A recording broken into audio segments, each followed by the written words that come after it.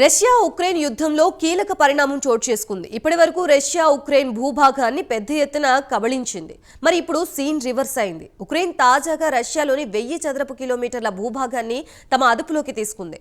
Ukraine president Zelensky కూడా తాజా పరిణామాలపై స్పందిస్తూ పుతిన్ తమపై అనవసరంగా యుద్ధానికి దిగాడు, ఇప్పుడు తాము కూడా తమ సత్తా ఏంటో చూపిస్తామని చెప్పారు. తమ భూభాగం నుంచి రష్యాని తరిమి కొడతామని జెలెన్స్కీ స్పష్టం చేశారు.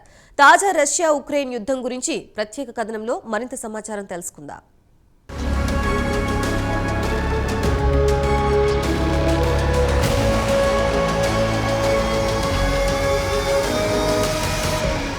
రష్యా ప్రెసిడెంట్ వ్లాదిమిర్ పుతిన్ అనవసరంగా యుక్రెయిన్పై కయ్యానికి కాలు దువ్వాడు. యుక్రెయిన్లో నివసిస్తున్న రష్యా పౌరులను 2వ తరగతి పౌరులుగా చూస్తున్నారని ఆరోపించి యుక్రెయిన్పై రష్యా ఫిబ్రవరి 24, 2022లో యుద్ధాన్ని ప్రారంభించింది. అప్పటి నుంచి యుద్ధం అలా కొనసాగుతూనే ఉంది. యుక్రెయిన్ను పూర్తిగా ధ్వంసం చేసింది రష్యా. సుమారు 900 రోజుల నుంచి కొనసాగుతున్న యుద్ధంలో యుక్రెయిన్ మాత్రం రష్యాతో ధైర్యంగా పోరాడుతోంది. తాజాగా యుక్రెయిన్ రష్యాలోని సుమారు 1000 కిలోమీటర్ల భూభాగాన్ని స్వాధీనం చేసుకుంది. 2.5 సంవత్సరాల తర్వాత యుక్రెయిన్ సాధించిన అతిపెద్ద విజయమని చెప్పుకోవచ్చు. యుక్రెయిన్ కమాండర్ అలెగ్జాండర్ సిర్స్కీ ఈ విషయం చెప్పారు. యుక్రెయిన్ ప్రెసిడెంట్ జెలెన్స్కీ కూడా యుద్ధాన్ని అనవసరంగా తమపై రుద్దుతోంది. ఇక రష్యాకు తమ విశ్వరూపం చూపిస్తామని హెచ్చరించింది. తమ దేశంలో భూభాగం నుంచి రష్యా సైనికులను తరిమి కొడతామని హెచ్చరించారు.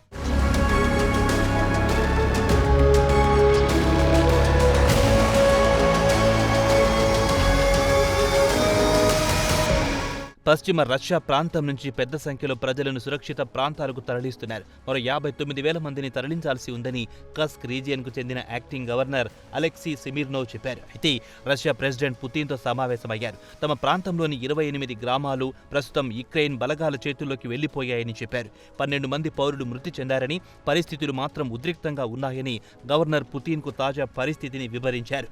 ఇదిలా ఉండగా యుక్రెయిన్ సైనికులు గత మంగళవారం నుంచి రష్యాపై అకస్మాత్తుగా దాడులకు తెగబడ్డారు. రష్యాలో 30 కిలోమీటర్ల లోపలికి చొచ్చుకుపోయారు. కాగా రష్యా కమాండర్ మాత్రం రష్యాలోని సుమారు 1000 చదరపు కిలోమీటర్లు తమ అదుపులోకొచ్చాయని చెబుతున్నారు. అయితే అమెరికాకు చెందిన ఇద్దరు నిపుణులు మాత్రం ఈ వాదనను నమ్మడం లేదు. అయితే యుక్రెయిన్ మాత్రం ఆత్మవిశ్వాసంతో రష్యాలోకి దూసుకుపోవడంతో భవిష్యత్తులో యుక్రెయిన్ ప్రమాదంలో పడే అవకాశం ఉంటుందని ఎనలిస్టులు హెచ్చరిస్తున్నారు.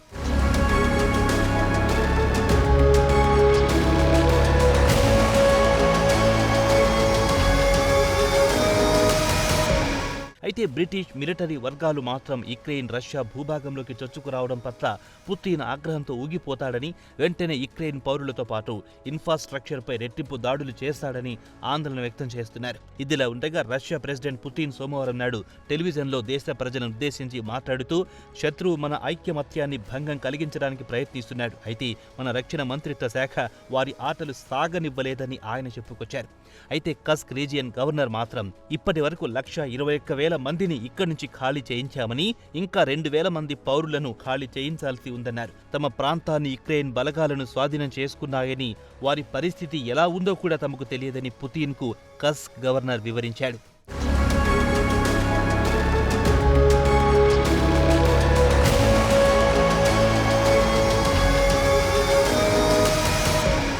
రష్యాలో కస్కుకు ఆనుకొని ఉన్న బెల్గోర్డ్ గవర్నర్ మంగళవారం నాడు తాజా పరిణామాలపై స్పందించారు. తమ ప్రాంతం నుంచి 11,000 మంది పొరుగున ఉన్న జిల్లాలకు తరలిపోయారని చెప్పారు. తమ ప్రాంతంపై పెద్ద ఎత్తున క్షిపణి దాడులు జరుగుతున్నాయని చెప్పారు.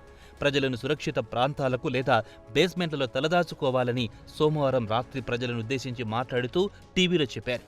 ఇక యుక్రెయిన్ ప్రెసిడెంట్ జెలెన్స్కీ మాత్రం రష్యా తమపై అనవసరంగా యుద్ధానికి దిగింది, ఇక రష్యాపై దాడికి తమ వంతు వచ్చిందన్నారు. యుక్రెయిన్ ఎప్పుడు శాంతిని కోరుకుంది, దానికే కట్టుబడి ఉన్నామని జెలెన్స్కీ చెప్పాడు. ఇక యుక్రెయిన్ అధికారులు మాత్రం రష్యా సరిహద్దుకు వేలాది మంది సైనికులు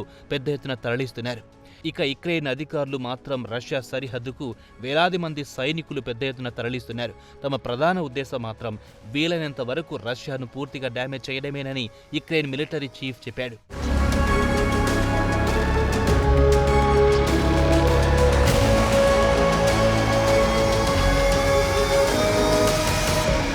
నాటో మాజీ అమెరికా రాయబారి కుర్ట్ వోల్కర్ బీబీసీ న్యూస్ అవర్ ప్రోగ్రాంలో మాట్లాడుతూ రష్యా భూభాగంలో యుక్రెయిన్ జొరబడ్డం భారీ విజయమేనని చెప్పవచ్చని అన్నారు. ఈ పరిణామం రష్యాలో పుతిన్కు రాజకీయంగా పెద్ద దెబ్బే అని చెప్పారు.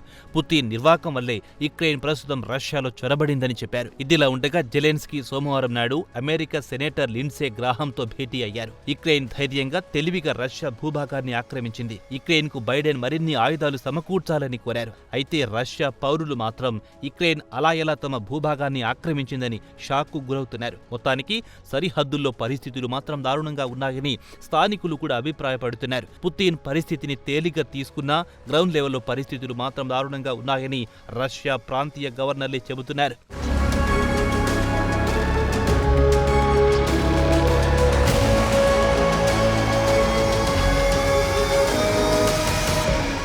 యుక్రెయిన్లోని జపోర్జియాలో భారీ అణు విద్యుత్ కేంద్రం ఆదివారం రాత్రి మంటలు చిక్కుకుంది. పేలుళ్ల శబ్దాలతో పాటు దట్టమైన నల్లని పొగలు వెలువడ్డాయి. ఇది ఐరోపాలో అతిపెద్ద కేంద్రాల్లో ఒకటి. దీనిపై దాడి మీ పనేనంటూ రష్యా, యుక్రెయిన్ పరస్పరం ఆరోపించుకుంటున్నాయి. రష్యా భూభాగంలోకి యుక్రెయిన్ దళాలు దాడులు చేస్తూ చొచ్చుకుపోతున్న తరుణంలో ఆదివారం రాత్రి రష్యా ఆక్రమిత ప్రాంతంలో ఈ పరిణామం చోటు చేసుకుంది. ఆ కేంద్రం నుంచి రేడియో ధార్మిక శక్తి వెలువడుతున్న సంకేతాలున్నట్లు రెండు దేశాల్లో ఏదీ ప్రకటించలేదు. కూలింగ్ టవర్ నుంచి మంటలు ఎగిసిపడ్డం మాత్రం ఆందోళన రేకెత్తించింది. ప్రస్తుతం రష్యా అధీనంలో ఈ ప్లాంట్ ఉంది. మాస్కో దళాలే పేలుళ్లకు పాల్పడ్డాయని యుక్రెయిన్ అధ్యక్షుడు జెలెన్స్కీ ఆరోపించారు. యుక్రెయిన్ యుద్ధ ట్యాంకుల నుంచి కాల్పుల కారణంగానే మంటలు వ్యాపించాయని రష్యా ప్రత్యారోపణలు చేస్తోంది. మంటల్ని సోమవారం పూర్తిగా అదుపు చేశారు. ఈ కేంద్రంలో అంతర్జాతీయ అణు సంస్థ సిబ్బంది కూడా ఉన్నారు. ఎలాంటి లీకేజీలు చోటు చేసుకోలేదని వారు చెప్పారు.